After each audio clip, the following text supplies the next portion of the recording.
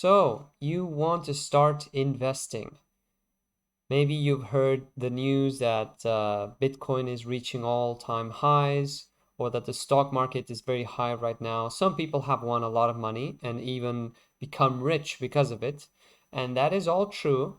But remember, if you win a lot of money in a short time, you can lose that same money in the same time or even less. So for today's video, we're going to go over the easiest strategies to start investing in and the safest options as well. So that when you start, it's the best moment to make mistakes. And that's why this video is meant for newcomers so that they don't make the mistakes that I did. For example, when I started, I lost $100 investing in some raw material and I didn't know about leverage and stuff like that. But today's video is going to be much simpler and it's going to be focusing on indexes. Now, an index is a collection of companies from a country. The most famous ones are from the United States, of course. There's the Dow Jones 30, NASDAQ, and the S&P 500.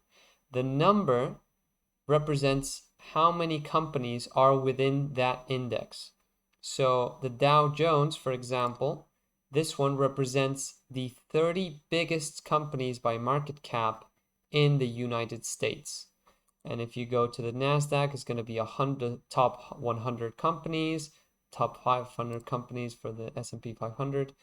And the safest bet overall, hands down, is going to be the Dow Jones or the S&P 500. The NASDAQ is not as safe as the other two options because it's not very diversified. In this index, there's a lot of tech companies. But if you want a diverse index and a safe index, then this is a good option as well as this one. And if we see the graph, it's a constant trend towards the up and up. There's nobody that's invested in the S&P 500 and has lost money over a period of 25 years. Now, 25 years is a long time. Why do I say 25? Because here you can clearly see that it's always gone up, but the graph stops at 2010 because in the 80s there was a lot of economic turmoil, to say the least. But if you're thinking about long-term investment, then indexes are your best bet. And indexes, well, you can invest in any type of country. As you can see here, there's lots of different options: Japan, China, European Union, Spain as well is here. And of course, this is the easiest way because you can see the flag. Okay, it's that's the country, that's the number. But if you invest your money here directly, you're going to be bogged down with fees. You can see here if you want to invest that amount in the UK fund or index, I'm going to be billed 30 cents a day and 91 cents a weekend.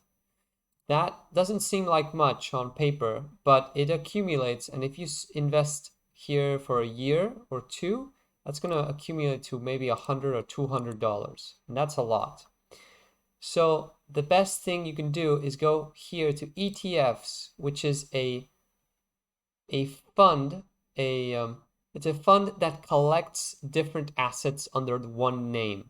So this one right here is the S&P 500, but you don't have to pay the fees. And if you can compare the graphs and they're the same. In a year, it's gone up by 23%, and the S&P 500, it's going to be the same. You're going to see the same lines here. The number is going to be different, but it's the same percentage, which is what counts. And there are no fees. And there are no fees associated with this service. So that's why this is the better option. The only difference is that when there's a lot of volatility in the market, some of these might stop working for some amount of time, but it's very rare. It usually doesn't happen.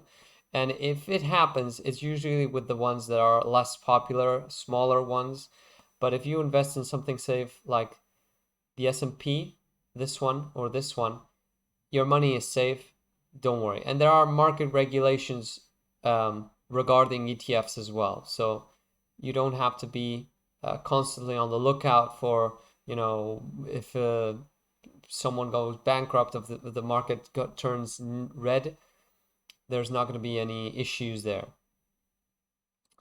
And I'll leave in the description some of the most famous ETFs you can start investing in, because you can type up here the name that you want, and then you will see, like, this is what I searched earlier. EWJ is an ETF that represents the Japanese stock market. So if you feel like Japan is going to be growing soon, then you invest here.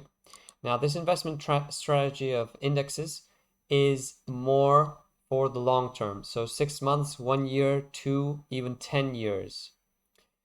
And the good thing about ETFs is that you can also find other things like sectors or raw materials. So if you want to invest in gold and you don't want to pay the fees, then you go to the ETF that represents gold. And I'll leave those in the description. Okay, and that is all for today. I'll see you on the next one. Take care.